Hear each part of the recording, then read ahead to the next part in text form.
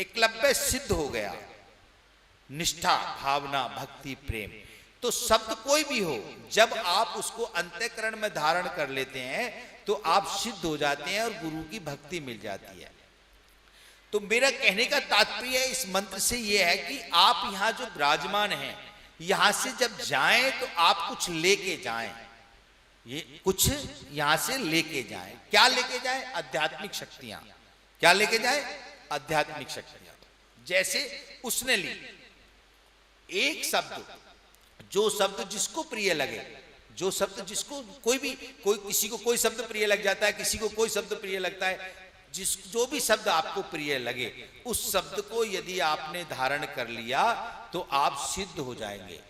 और जब आप सिद्ध हो जाएंगे तो पूर्णतः ईश्वर आपके जो अंदर है वो आपके सामने प्रकट हो जाएगा, आपके स्वरूप में परिवर्तित हो जाएगा, आपका व्यक्तित्व बनने लगेगा।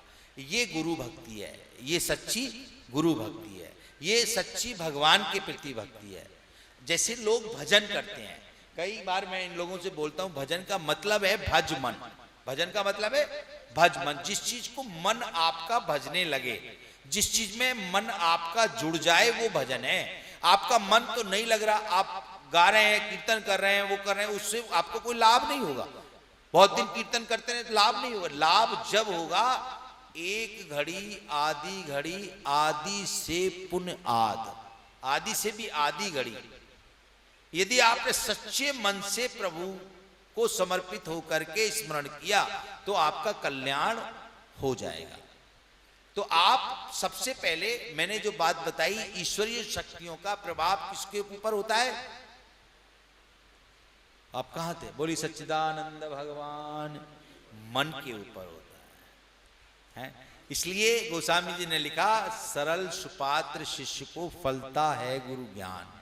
सरल सुपात्र शिष्य को फलता है गुरु ज्ञान, जिनके हृदय कपट दम्भ नहीं माया। भगवान ने लिखा, गोस्वामी जी ने वर्णन किया, जिनके हृदय कपट दम्भ नहीं माया, उनके हृदय वशे रघुराया।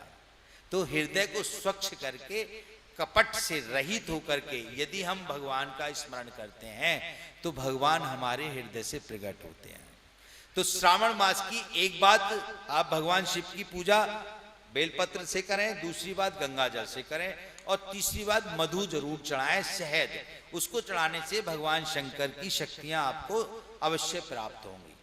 अब तीसरे नंबर महत्वपूर्ण बात आपके जीवन की बताते हैं कि सबसे महत्वपूर्ण आपके जीवन में है क्या।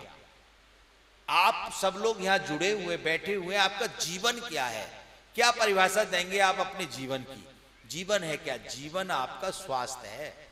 जीवन आपका स्वास्थ्य है। यदि आपका स्वास्थ्य सही है, यदि आप स्वस्थ हैं तो आप जीवित हैं, आपका जीवन है। आप जिससे मिलेंगे वो आपको पहचानेगा। यदि आप अस्वस्थ हैं, स्वस्थ नहीं है, तो क्या वो आपका जीवन है? नहीं है। तो इसका मतलब आपका जीवन क्या है? स्वास्थ्य। क्योंकि आपके स्वास्थ्य में परमात्मा विराजमान है, आपके शरीर में परमात्मा विराजमान है। तो यदि आप परमात्मा के परम भक्त हैं तो सबसे पहली भक्ति है आपके अपने स्वास्थ्य की। सबसे पहले नंबर की भक्ति आपकी अपने स्वास्थ्य की। सबसे पहले नंबर की भक्ति आप ये करें, अपने आप को स्वस्थ रखें।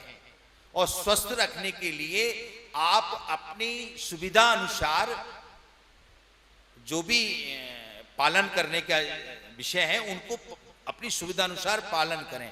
खान पीन का विशेष ध्यान दें, रहन सहन का विशेष ध्यान दें, क्योंकि आप ईश्वर के प्रिय भक्त जब ही बन सकते हैं जब आप अपने स्वास्थ्य को ठीक रखेंगे। तो ईश्वर का प्रिय बनने के लिए सबसे पहले नंबर स्वास्थ्य। आप स्वास्थ्य को ठीक रखेंगे, आपका मनोबल बढ़ेगा, आपकी चेतना जागृत होगी, आपको विवेक मिलेगा, और विवेक मिलेगा तो आपके सब कार्य पूर्ण होंगे। तो ये आप स्मरण रखें कि हमें अपना स्वास्थ्य पूर्णतः ठीक रखना है। स्वास्थ्य पूर्णतः ठीक रखने के लिए कितनी बातें विशेष ध्यान रखनी है।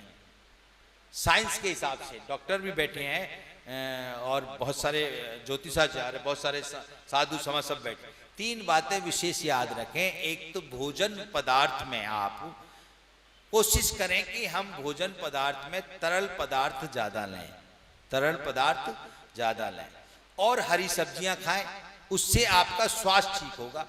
कोई भी इस समय तो वैसे भी कुछ खराब चल रहा है, तो सब्जियां विशेष ध्यान रखें इस बात को।